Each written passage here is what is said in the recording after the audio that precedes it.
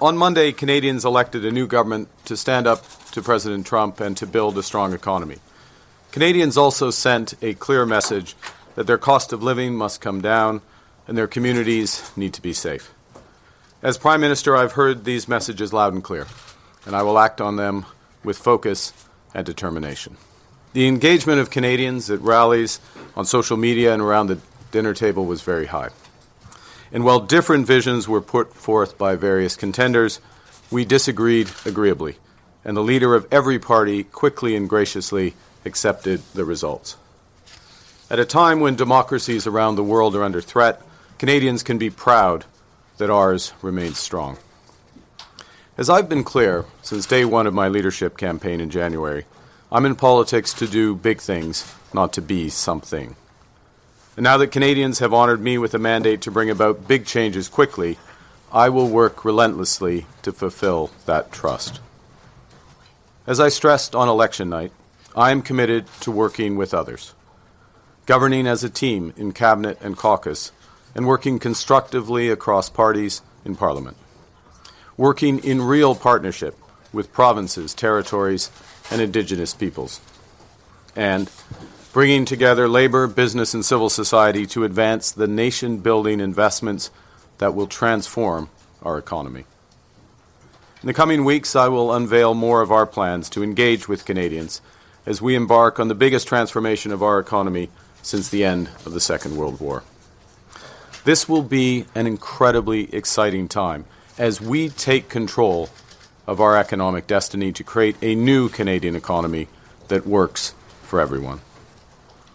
We will begin to set out that new path for Canada with a new cabinet to be sworn in on the week of the 12th of May and the recall of Parliament on May 26th.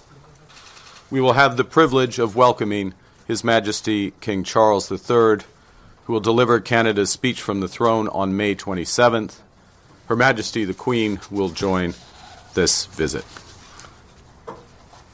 This is an historic honor which matches the weight of our times. To the immediate priorities of my government, beginning with our relationship with the United States. As I've stressed repeatedly, our old relationship, based on steadily increasing integration, is over. The questions now are how our nations will cooperate in the future and where we in Canada will move on. On Tuesday, I had a very constructive call with President Trump, and we agreed to meet next Tuesday in Washington. Our focus will be on both immediate trade pressures and the broader future economic and security relationship between our two sovereign nations. My government will fight to get the best deal for Canada. We will take all the time necessary, but not more, in order to do so. In parallel, we will strengthen our relationships with reliable trading partners and allies. Canada has what the world needs, and we uphold the values the world respects. We will reinforce our strength here at home by building an economy that creates jobs, grows incomes, and withstands shocks. We will remove federal barriers to internal trade by July 1st to help unleash the full potential of Canada. We will work with provinces, territories, and Indigenous groups to identify projects that are in the national interest, projects that will connect Canada, deepen our ties with the world, and grow our economy for generations. We'll make the Canadian government a catalyst for these projects, not an impediment. And we'll always be guided by our conviction that our economy is only strong when it serves everyone. That means bringing down costs for Canadians and helping them get ahead. So we will put more money in Canadians' pockets with a middle-class tax cut that will take effect by Canada Day, saving two-income families up to $825 a year. We will protect the programs that save families thousands of dollars a year, including pharmacare and $10 a day daycare. We will expand the Canadian dental care plan to 8 million Canadians, saving the average family over $800 per visit. To lower costs for first-time homebuyers, we will cut GST on new homes at or under $1 million, allowing them to save up to $50,000, and we will lower the GST on homes between $1 million and $1.5 million. These tax measures will provide immediate relief, but they won't be sufficient to make housing affordable again.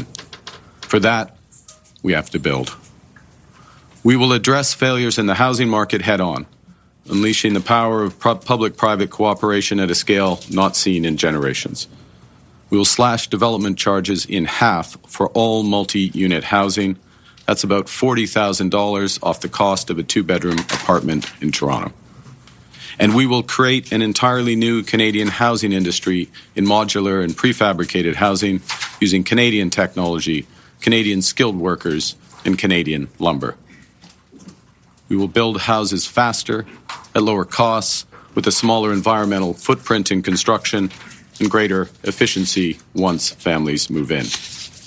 And to kickstart these efforts, we will create a new entity, Build Canada Homes, and provide $25 billion in financing to private developers. My government will focus on keeping Canada secure as a sovereign nation and Canadians safe in their communities. We'll build a stronger Canadian armed forces to protect Canadians, defend our sovereignty, and support our allies. We'll strengthen our border security with 1,000 more CBSA officers, as well as scores of dog teams, drones, and scanners to fight the traffic of guns and drugs. We'll strengthen Canadian law enforcement by hiring 1,000 more RCMP officers and giving law enforcement more tools to fight crime. We will toughen the criminal code and bail laws for those threatening the safety of Canadians, including making bail harder to get for those charged with stealing cars, with home invasion, human trafficking, and smuggling. We will return our immigration to sustainable levels by capping the total number of temporary workers and international students at less than 5% of Canada's population by the end of 2027. That's a sharp drop from the recent high of 7.3%. And this will help ease strains on housing, on public infrastructure, and social services. At the same time, we will work to attract the best talent in the world to build our economy. Canada has what everyone wants.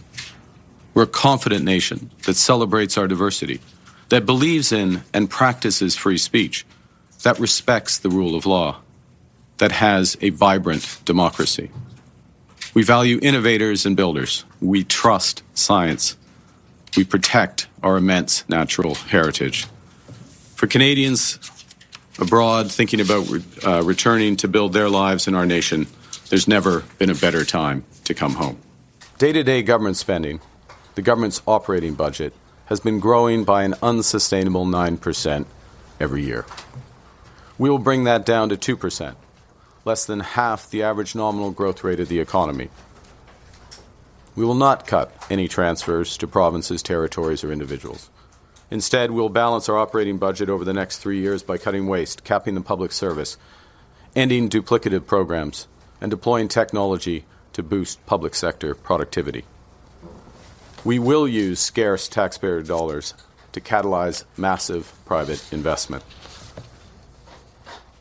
By working together, we can give ourselves far more than the Americans can ever take away. By working together, we can build Canada strong. Canadians in the NHL play for a variety of teams passionately against each other. But when they're in a once-in-a-lifetime series such as the Four Nations or the Olympics, those same Canadians come together to win it all. During elections, Canadians play and cheer for different teams. Now that election is over, and we are in a once-in-a-lifetime crisis. It's time to come together to put on our Team Canada sweaters and win big. Il est temps d'être unis. Unis, le Canada a accompli des choses difficiles, des choses qui semblaient impossibles. Now is the time for ambition, to be bold, to meet this crisis with an overwhelming positive force that is a united Canada. It's time to build, and my government is getting to work to build big, bold, and build now.